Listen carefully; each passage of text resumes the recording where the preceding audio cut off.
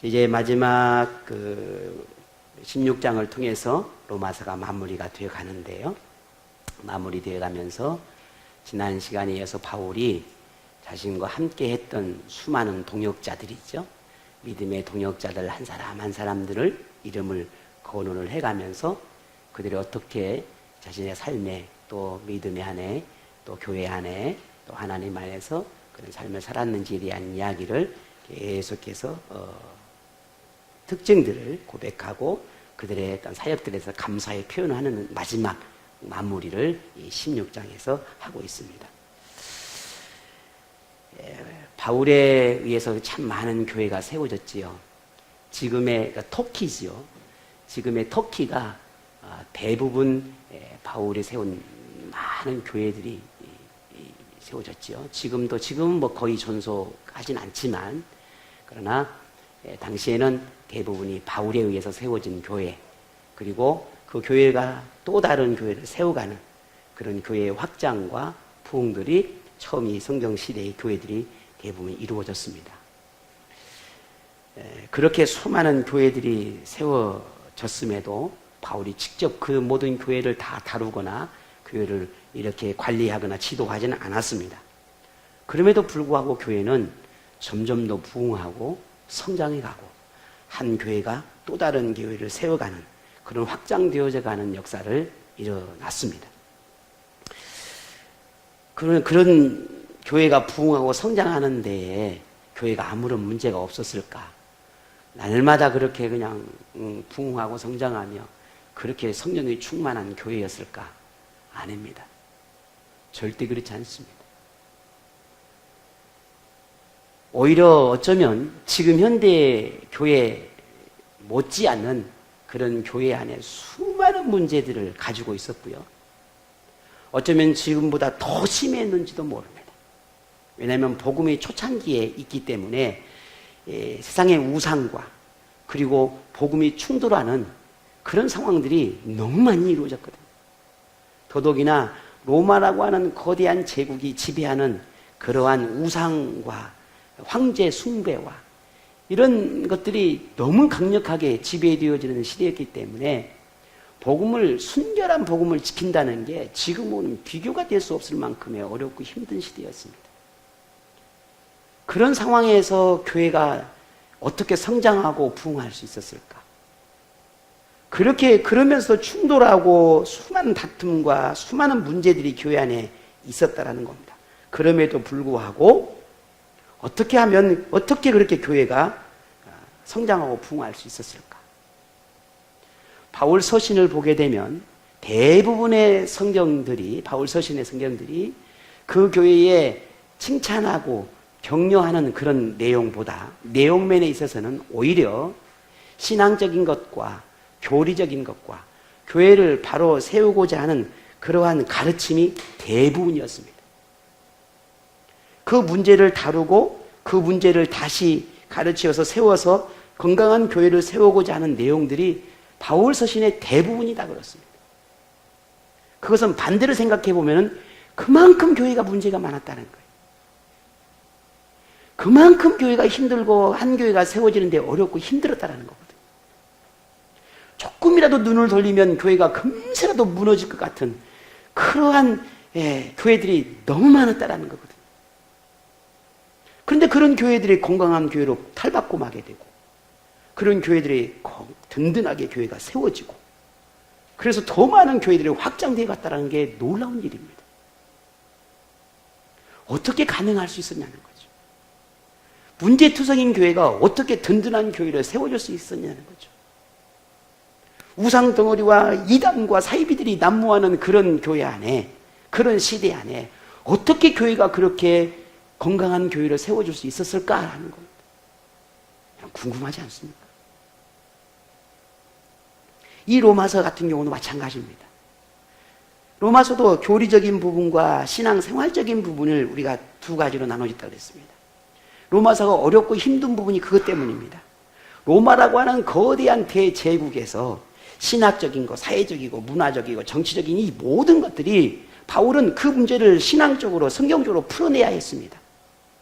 그들의 신앙을, 순수한 신앙을 가질 수 있도록 지도해야 했습니다. 그런 관계를 그런 신앙 쪽으로 풀어가려다 하다 보니 이 로마서가 어렵고 힘들 수밖에 없는 겁니다. 더 강하게 선포해야 했고 그 우상을 이겨내게 하기 위해서는 더 강한 어떤 능력 있는 말씀으로 그들을 지도해야 했습니다.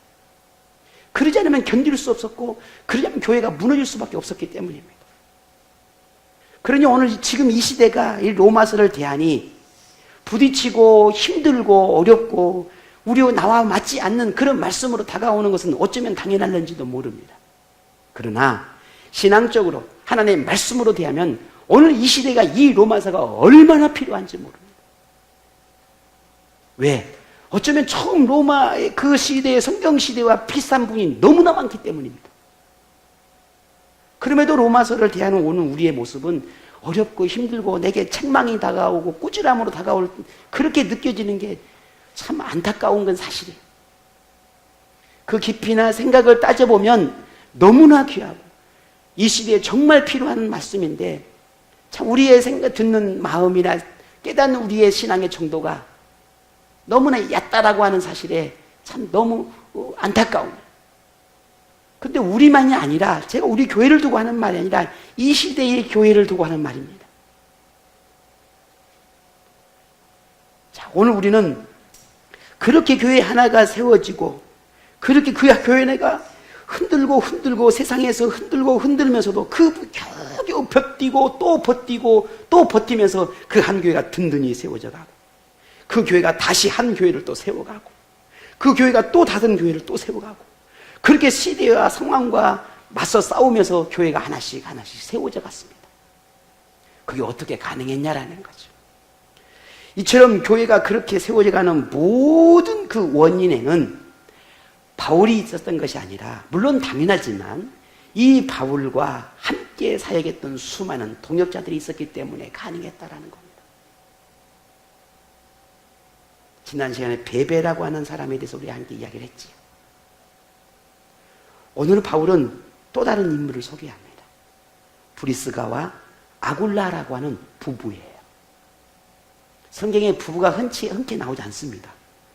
그런데 신약시대에 보면 이 브리스가와 이 아굴라라고 하는 부부가 이 바울에게는 특별한 사람으로 소개합니다. 오늘 보면 3절에 너희는 그래서 예수 안에서 나의 동역자들인 브리스가와 아굴라에게 문안하라 했습니다. 졸리시면 앞으로 오세요. 앞으로 저 뒤로 가지 말고 졸리면 앞으로. 왜? 앞에 와서 졸지는 않겠죠. 오늘 내가 컨디션이 굉장히 안 좋다. 왠지 말씀을 듣다가 졸겠다. 그럼 얼른 오세요. 지금 기회를 드릴 테니까. 앞으로. 여기 앞으로. 그러면 다 안 졸고 듣는 걸로 믿고.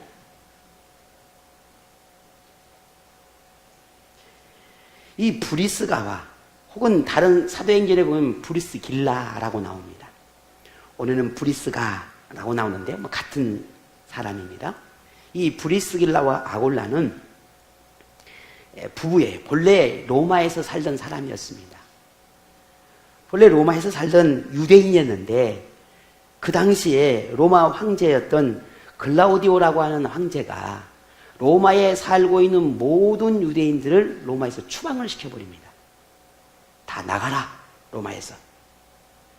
그때 이 추방령이 내리게 되는데 이때 이 브리스길라와 아굴라가 그 황제의 명에 따라서 추방을 당하게 됩니다. 그리고 흘러 어디로 가냐면 고린도로 가게 돼요.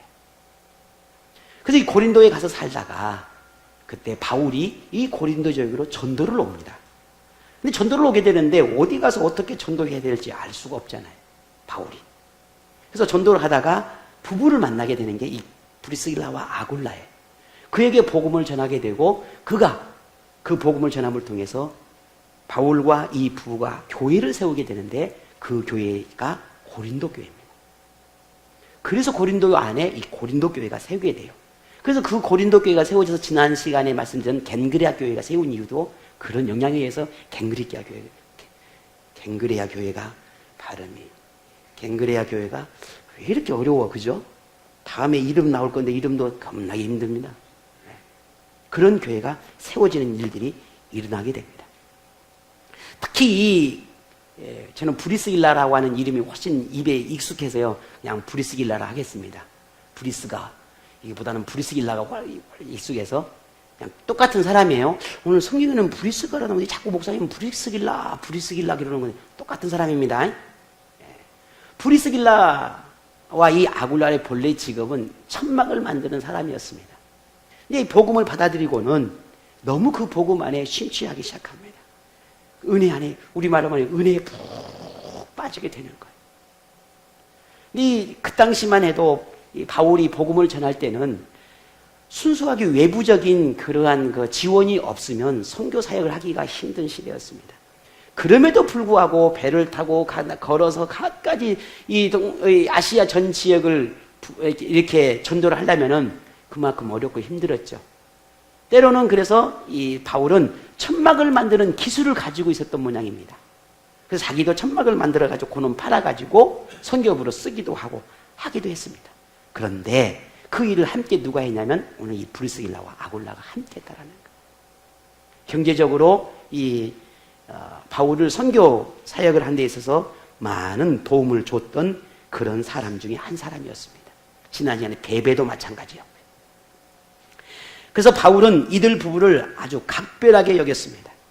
바울이 선교 여행을 떠날 때면 항상 함께 동행을 합니다. 어디로 가든지 따라다닙니다. 그래서 천막을 팔아서 일부는 바울 선교비로 지원하고 자신의 생계를 꾸리기도 하고, 때로는 회당에서 말씀을 예배를 드리고 말씀을 전할 때 그 말씀을 가르치기도 하고, 그만큼 이 부부는 하나님 앞에 충실한, 아주 충실한 그러한 사역자로 오늘 본문에 나오고 있습니다. 한 예로 보면 바울과 이 브리스길라 아굴라의 부부가 에베소라고 하는 지역으로 전도 여행을 떠났습니다. 그래서 하루는 에베소 교회에서 예배를 드리게 되는데 회당에서 말씀을 강론하는 것을 듣게 됩니다. 그것을 그 지도자였던 아볼로라고 하는 사람이 열심히 말씀을 가르치는 겁니다. 근데 그 말씀을 가만히 들으면서 이 브리스길라 아굴라가 그 말씀의 부족함을 발견하게 됩니다. 그래서 그 아볼로와 함께 다시 말씀을 연구하고, 그래서 아볼로가 브리스길라가 이 아볼로에게 이 브리스길라가 아굴라가 말씀을 가르치고 그래 더 깊이 있는 말씀을 전해줬던 그런 이야기가 성경에 기록되어 있습니다. 그만큼 이 브리스길라와 아굴라는 바울에게 말씀을 많이 배우고 익히고, 그리고 그뿐만 아니라 그 말씀을 다른 사람에게 가르치고 전하고 전달하는 그런 사역까지 함께 감당했다라는 겁니다. 바울이 다 감당할 수 없는 연역들을 이 두 부부가 그들과 바울에 대신해서 함께 말씀을 가르치는 그런 사역을 함께 나누었다라는 것이죠. 그 이야기가 사도행전 18장 26절에 보게 되면 그가 회당에서 담대히 말하기를 시작하거늘 아볼로를 말합니다. 브리스길라와 아굴라가 듣고 데려다가 하나님의 도를 더 정확하게 풀어 이르더라 했습니다. 예수님도 그러하셨듯이 바울도 제자를 삼아 말씀을 가르치는 그런 목적이 여기에 있었습니다. 무슨 말입니까? 배운 말씀으로 비판하고 정지하는 그런 교만한 자가 되는 것이 아니라 오늘 브리스길라와 아굴라처럼 또 다른 사람을 가르치고 말씀을 전하도록 하기 위해서 제자로 부르었다는 거예요. 바울이 고린도 지역에서 이 브리스길라와 아굴라를 얼마나 말씀으로 훈련시켰겠습니까? 왜? 이 바울의 목회의 철학은 제자를 세우는 거거든요. 저도 마찬가지죠. 우리 교회의 말씀을 그렇게 훈련시키는 것은 제자를 양육하기 위한 것입니다. 제자를 양육한 목적은 딱 하나입니다. 또 다른 사람을 세우기 위한 것입니다. 또 다른 일꾼, 또 다른 사역자를 세워가기 위함입니다.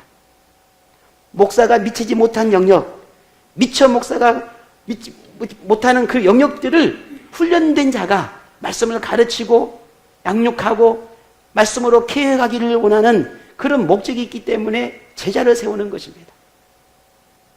그런데 그런 배운 말씀들을 오히려 내가 얄팍한 지식으로 비판하고 정지하는 교만한 자가 된다면 그 모든 제자를 삼는 목적이 다 무너지게 되는 것입니다.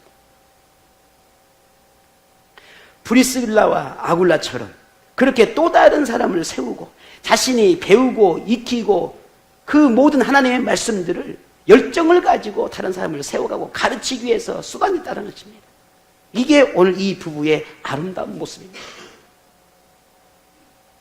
많은 교회와 유대인들이 바울의 사도권에 대해서 의문을 가지고 비판하고 정죄했습니다. 네가 진짜 사도야? 라고 손가락질하랍니다. 바울이 전하는 복음을 무너뜨리려고 온갖 모함과 거짓을 일삼습니다. 바울이 전하는 그 복음을 어떻게든지 헐뜯어내려고 수많은 사람들이 달려듭니다. 때로는 그것 때문에 수많은 어렵고 힘든 상황을 바울이 경험하고 만나게 됩니다. 그럼에도 불구하고 브리스과 아굴라는 항상 바울과 함께 교회와 성도를 세워가는데 동행했다라는 겁니다. 오로지 바울과 교회를 위해, 하나님을 위해, 어떤 상황에서도. 동역자는 편안하고 안락할 때만 함께하는 사람이 아닙니다. 진정한 동역자는 힘들고 어려울 때, 암담하고 침울할 때 함께할 수 있는 그런 사람입니다. 생명의 위협을 받고 옥에 갇히고 시시때때로 다가오는 모함과 환난 속에 있는 이 바울 곁에는 항상 브리스길라와 아굴라가 있었습니다. 이들 부부는 바울과 함께하는 것이 얼마나 위험하고 어려운 일인지를 누구보다 잘 아는 사람들이었습니다. 때로는 바울처럼 자신들에게도 이 생명의 위협을 느낄 때도 너무나 많았습니다. 그럼에도 이들 부부는 바울 곁을 떠나지 않습니다. 쉽고 편하게 얼마든지 자신의 신앙을 지키며 믿음의 삶을 살 수 있는 그런 사람을 살 수 있습니다. 그럼에도 그를 떠나지 않습니다. 에베소로 가면 에베소로, 고린도로 가면 고린도로, 로마로 가면 로마로. 그렇게 브리스길라와 아굴라는 바울과 함께 복음의 사역을 감당해 갑니다. 오늘 본문 4절 볼까요? 그들은 누가? 브리스길라와 아굴라는 내 목숨을 위하여 자기들의 목까지 내어놓았다라고 했습니다. 브리스길라, 아굴라, 이 부부는 복음을 위한 동역자가 어떤 것인지, 동역자가 도대체 동역자란 어떤 사람들인지를 보여주는 가장 모범적인 사례라 할 것입니다. 이토록 헌신적인 브리스길라와 아굴라의 부부가 바울에게는 도대체 어떻게 다가왔을까? 어떤 존재로 여겼을까? 평생 그 마음에 감사를 품고 살아가는 사람이 아니겠습니까? 바울의 고백처럼 사랑의 빚을 지고 사는 그런 사람이었을 겁니다. 항상 감사하고 고마운 사람이었을 것입니다. 바울의 모든 기도에 빠짐없이 나오는 그런 사람이었을 것입니다. 바울을 위해 자신의 목숨까지도 버리려 했던 그런 부부를 어떻게 잊을 수 있겠습니까? 어떻게 그를 자랑하지 않을 수 있었겠습니까? 오늘 본문의 그런 부부에게 바울은 감사의 마음을 표현하고 있습니다. 현대 교회 안에서 브리스길라와 아굴라와 같은 그런 동역자를 찾는다는 것은 결코 쉽지 않습니다. 교회 안에 사람은 참 많습니다. 어떤 찬양에 보니까 사람이 많은 교회가 아니라, 사람이 넘치는 교회가 아니라 사랑이 넘치는 교회가 교회다라는 그런 찬양을 하더라고요. 뭔 말인지 잘 모르시네요. 사람이 넘치는 교회가 아니라 사랑이 넘치는 교회가 교회라고. 발음이 자꾸 잘 안 들리는 것 같아서.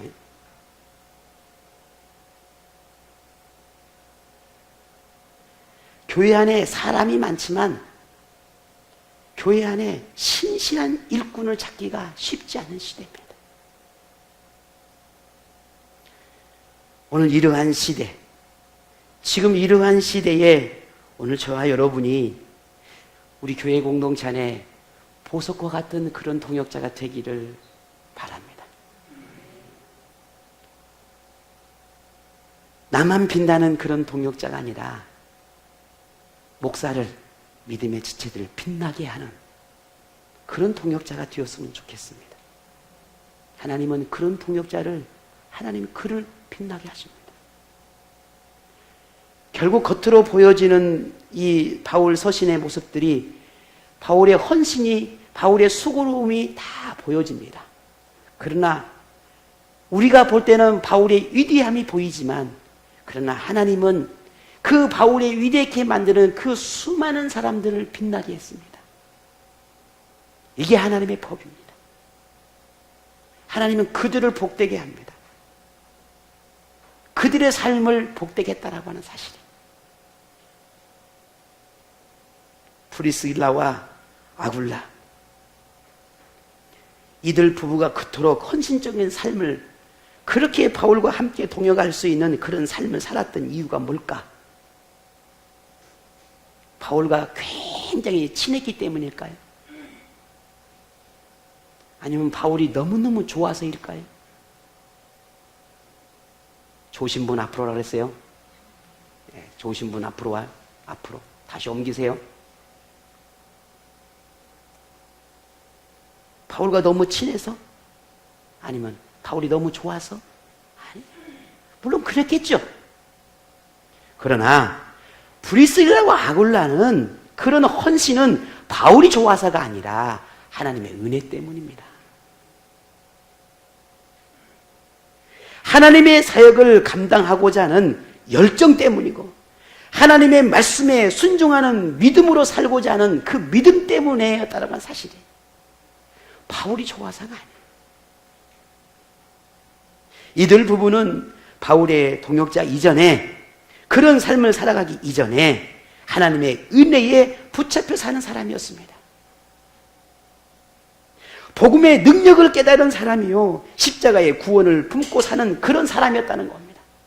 그것이 결국 그렇게 동역자의 삶을 살아낼 수 있도록 그 모든 은혜가 그렇게 만들어낸 것이지 바울이 좋아서가 아니라는 사실이에요. 오늘 저와 여러분이 목사에게 순종하는 이유가 뭡니까? 목사가 좋아서 그러지는 않을 것 같고. 뭐 때문에? 저를 좋아하세요? 제가 좋아하세요? 아니에요. 제가 멋있어서요? 더더욱이나 아니죠. 제가 잘생겨요? 더더욱 아니죠. 아니, 여러분 마음 안에 있는 하나님의 은혜 때문입니다. 그 은혜가 나를 사로잡을 때 순종하게 되는 겁니다. 그 복음의 능력이 나를 뜨겁게 만들 때 그게 복음 안에 있게 하는 것입니다. 오늘 브리스길라와 아굴라가 그토록 바울의 동역자의 삶을 자신의 목까지 내어줄 정도로의 삶을 살았다라고 하는 것은, 그것은 바울이 그만한 사람이었기 때문이 아니라 내가 복음 안에 예수님을 그렇게 사랑했기 때문이라는 겁니다. 하나님을 그렇게 사랑했기 때문이라는 겁니다. 내 목을 내어놓아도 그건 아깝지 않을 만큼의 구원의 은혜가 컸다라는 겁니다. 근데 그것이 누구를 통해서 듣게 되었습니까? 바울을 통해서 듣게 된 것입니다. 바울을 통해서 들었기 때문에 자신은 생명의 의미로 여긴 것입니다. 누가? 바울이 아니었더라면, 하나님께서 바울을 보내지 않았더라면 자신의 삶이, 자신의 인생이 어떻게 되었을까? 어쩌면 그런 생각이었는지도 모르지. 결국 하나님께서 이 브리스길라와 아굴라의 그 마음속에 성령님께서 역사하심을 통해 그들의 말씀을 배우고 말씀을 익히고, 그리고 그 마음 안에 하나님을 향한 감사함과 말씀에 순종하고자 하는 그런 결단이 그의 삶을 바꾸는 것입니다. 결국 그런 헌신된 모든 삶은 믿음의 결과였다라는 거죠. 오늘 하나님 앞에 참 감사하게 되는 것은 마지막 로마서 말씀을 보면서 참 우리 공동체도 하나님 앞에 감사할 것이 참 많구나.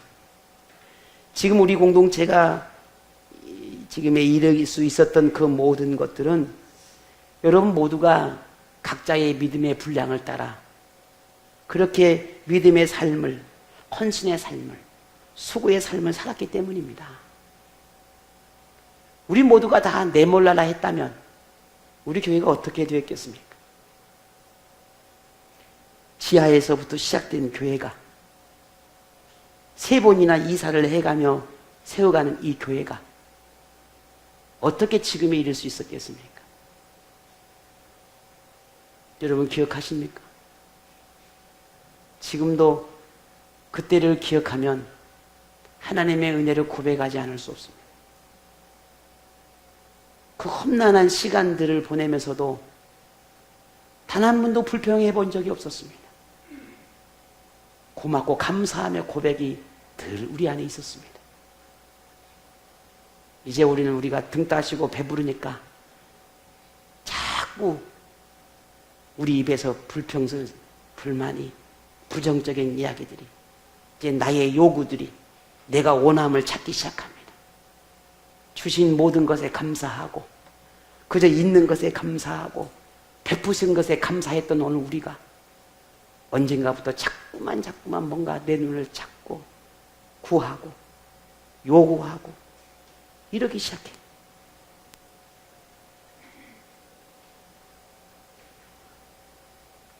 하지만 오늘 여러분이 그런 헌신과 수고와 아낌없이 내 것을 내어놓았던 그 수고와 헌신이 있었기 때문에 지금 여기에 있을 수 있었습니다. 여러분의 기도가 있었기 때문에 지금 여기에 있을 수 있었습니다. 여러분이 무릎으로 나갔던 그 간절한 기도가 있었기 때문에 여기에 있을 수 있었습니다.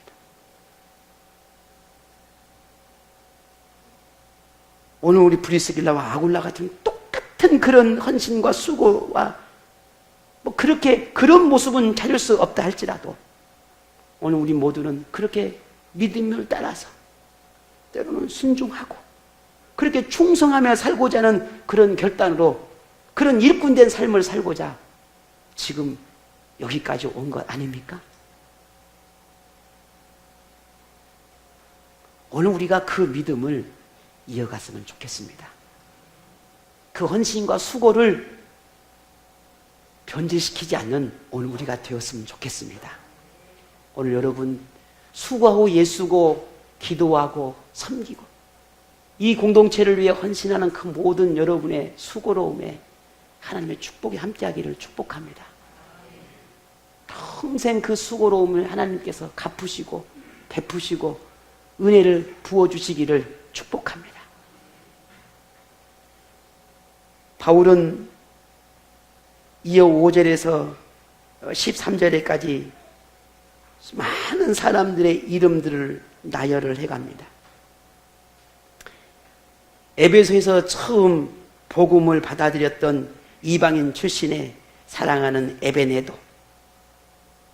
로마 교회와 바울을 위해 헌신을 아끼지 않았던 마리아, 바울과 함께 감옥에 갇히기도 했던 친척 안드로니고와 유니아, 그리고 사랑하는 암블리, 우르바노, 수다구, 그리스도 안에서 칭찬받는 아벨레, 권속 아리스토볼로, 친척 헤로디온, 나게스의 가족 중에 주 안에 있는 주 안에서 수고한 두르베나와 두르보사, 버시에게 문안을 전하고 있습니다.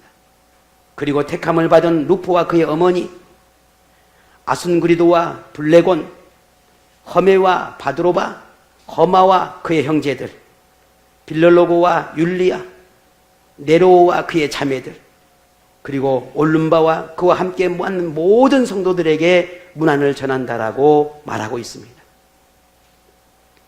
바울은 이렇게 이름 하나하나를 언급하며 동역자들에게 감사와 고마움을 전하고 로마 교회에게 안부를 전합니다.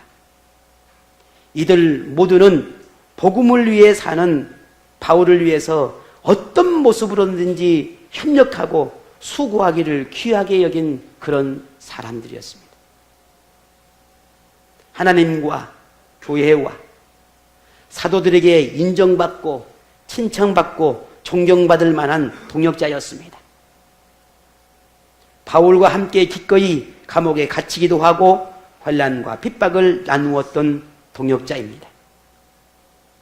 여러분은 오늘 본문에 이토록 바울이 하나하나 이름을 나열하며 그들의 헌신을 자랑하고 감사함을 표현하고 있는 그런 모습을 보면서 여러분은 어떤 생각이 듭니까? 하나님의 교회는 결코 한두 사람에 의해서 세워지지 않습니다. 모든 성도들이 복음으로 하나가 될 때, 믿음과 헌신으로 하나가 될 때, 자신보다 하나님과 교회를 먼저 생각하는 그런 동역자들에 의해서 세워지는 것입니다. 교회는 교회 사람으로 세워지는 것이 아니라 그리스도 안에 있는 그리스도인으로 세워지는 것입니다. 교회는 자기 신앙으로 사는 사람이 아니라 신앙을 협력관계로 하나가 되어서 그렇게 헌신으로 드러내는 사람들에 의해서 세워집니다. 오늘 우리 교회가 그런 교회가 되기 원합니다. 오늘 우리가 그런 성도가 되기를 원합니다. 바울이 소개하고 있는 또 한 사람 주목해야 할 만한 사람이 나오는데 본문에 보면 13절에 루포와 그의 어머니가 나옵니다. 특별히 오늘 이 13절에 루포와 그의 어머니를 다루는 데는 분명한 이유가 있습니다. 오늘 13절 같이 보겠습니다. 한번 같이 읽어보겠습니다. 주 안에서 택하심을 입은 루포와 그의 어머니에게 문안하라. 그의 어머니는 곧 내 어머니니라. 아멘. 오늘 우리 봉독은 2절만 읽었습니다. 다 읽으면 시간이 많이 가니까 16절까지 전체를 봐야 오늘 본문의 전체 맥을 함께 할 수 있습니다. 13절 내용에 루포라고 하는 사람이 나오는데 이 루포는 과거로 돌아가서 예수님께서 십자가에 죽으실 때 그 전에 골고다를 향해서 예루살렘 시내를 지나갈 때 한 사람이 예수님의 그 십자가를 대신 짊어지는 사람이 나옵니다. 그 사람이 누구죠? 네? 누구라고요? 김사님 나오세요. 이렇게 집중한 사람은 가끔 이렇게 득을 보는 거예요. 웅맹웅맹하는 사람은 안 봐요. 나오세요. 이거 참 좋더라고요. 웅맹웅맹 자신 있게 항상 말씀하세요. 웅맹웅맹하지 마시고. 구레네 사람 시몬이라고 하는 사람이 나옵니다. 얼떨결에 놀러 가봤다가 구경 갔다가 로마 병정에 의해서 십자가를 대신 짊어진 사람입니다. 이 구레네 사람 시몬의 아들이 루포입니다. 물론 그 당시에 이 구레네 사람 시몬이 예수를 믿었는지 안 믿었는지는 알 수가 없습니다. 그런데 그때 믿었는지 그 후에 믿었는지 알 수는 없지만 분명한 것은 이 구레네 시몬이 예수를 믿었다는 사실이고 그리고 그의 아들 루포도 예수를 믿게 되었다는 것이고 그의 어머니까지도 예수를 믿게 되었다는 겁니다. 그 시기는 알 수 없지만 그런데 바울이 오늘 이 루포를 어떻게 소개하고 있냐면은 주 안에서 택함을 입은 자라는 표현을 합니다. 이 주 안에서 택함을 입었다라고 하는 이 원어의 표현을 보게 되면 이렇게 해석을 합니다. 직역을 하게 되면은 주님을 뛰어나게 따르는 자라고 직역이 돼요. 주님을 뛰어나게 따르는 자. 단순히 그냥 예수를 믿고 그렇게 믿음 안에 살아가는 사람이 아니라 예수를 아주 특별하게, 아주 강하게, 독특하게, 열정으로 뜨겁게 믿은 그런 자루가 루포였다라는 겁니다. 이로바이 루포는 어쩌면 바울처럼 그렇게 열정적으로 복음을 전하며 예수를 말하며 선포하며 그렇게 예수를 믿은 사람이 아니었을까라고 하는 것을 우리가 추측할 수가 있습니다. 바울이라는 루포는 그런 사람이었습니다. 더욱 놀라운 것은 그의 어머니였습니다. 바울이 루포의 어머니를 가리켜 내 어머니라는 표현을 썼습니다. 바울에게는 어머니가 없었을까? 아닙니다. 그런데 왜 루포의 어머니를 내 어머니라 소개했을까? 그것은 아마도 짐작컨대 루포의 어머니가 바울이 선교 사역을 하고 뭔가 하나님의 사역을 해감에 있어서 어머니와 같은 역할을 하지 않았을까 하는 겁니다. 어머니처럼 챙겨주고 어머니처럼 기도하고 어머니처럼 바울의 모든 것들을 그렇게 관심을 가지고 돌봐주는 그런 어머니가 아니었을까. 그런 루포의 어머니를 가리켜 바울은 내 어머니라, 나의 어머니라 라고 말하고 있습니다. 바울에게 이 열방을 향해 복음을 증거하는 사역은 자신의 생명보다 더 귀하다라고 소개했습니다. 마지막 순간까지 완수해야만 하는 사명이 복음을 증거하는 것이었습니다. 이런 바울의 사명은 죽음 앞에서도 꺾이지 않았고 세상 그 무엇이 그 길을 가로막을지라도 멈추지 않았습니다.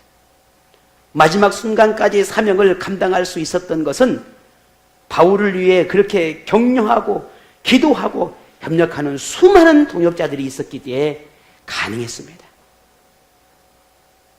죽음의 공포와 두려움이 엄습할 때, 고통과 환난이 그를 올가맬 때, 외로움과 고독함이 그를 지치게 만들 때, 사명을 붙잡고 복음을 증거하는 삶을 끝까지 감당할 수 있었던 것은 바울과 함께 했던 동역자들의 변함없는 사랑과 끝까지 바울의 가르침을 따라 순종하고 충성하는 그들의 헌신이 있었기 때문에 가능했습니다. 교회 공동체는 바울과 같은 그런 능력을 가진 그 한 사람으로 세워지는 것이 결코 아닙니다. 그렇다면 하나님은 바울에게 동역자를 붙이지 않았을 것입니다. 왜? 바울에게는 손수건을 만져도, 바울의 손수건을 만져도 병이 치료되어지는 능력을 가지고 있었습니다. 그에게 뭐가 부족해서 하나님이 동역자를 붙여주겠습니까?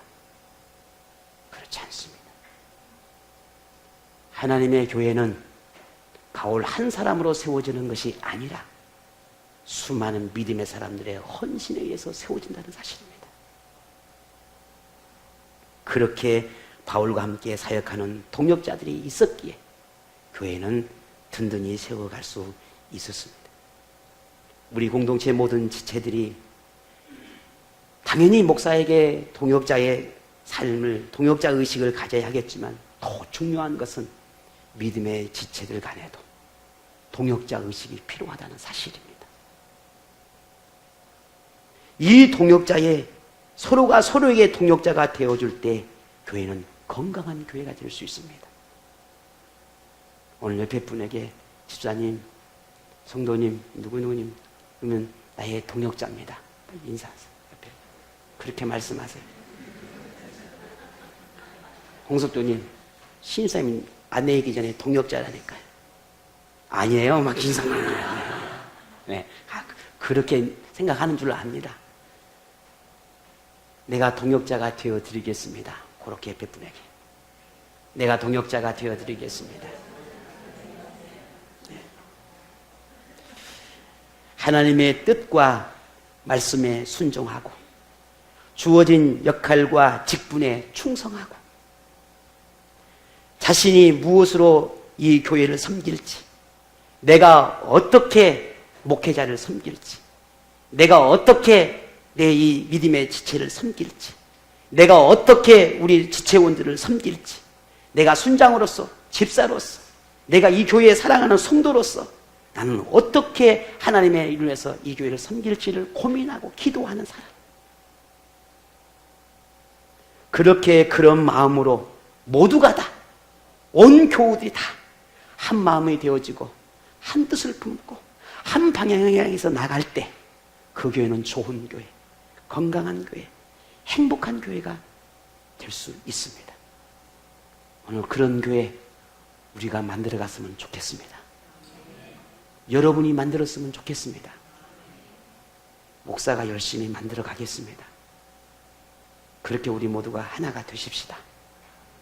그렇게 우리가 섬김을 다하십시다. 그래서 우리 교회가 하나님 앞에 칭찬받는 교회가 되기를 원합니다. 교회는 점점 변화되어 가고 있습니다.